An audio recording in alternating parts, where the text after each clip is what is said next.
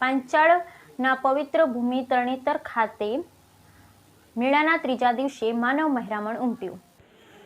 મેળાના ત્રીજા દિવસે ભગવાન શ્રી ત્રિનેત્રેશ્વર મહાદેવ લખતર રાજ પરિવાર દ્વારા ધજા ચડાવવામાં આવી। થાન તરણેતરનો મેળો તેની અસલી ઓળખમાં જોવા મળ્યો।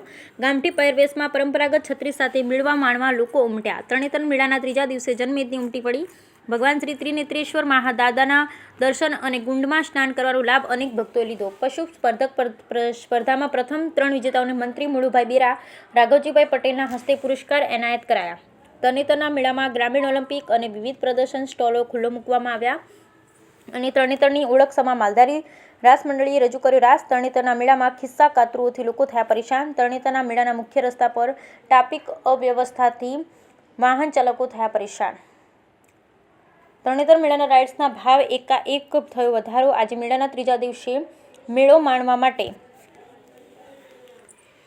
હજારોની સંખ્યામાં જનમેદની ઉમટી પડી। ગુજરાત સરકાર દ્વારા વિવિધ ગામઠી રમતોનું કરાયું આયોજન। મેળામાં રસ્સા ખેંચ, લાઠી દાવ, કુસ્તી સહિતની રમતોનો કરવામાં આવ્યો સમાવેશ। Bureau report Jayendrasinh.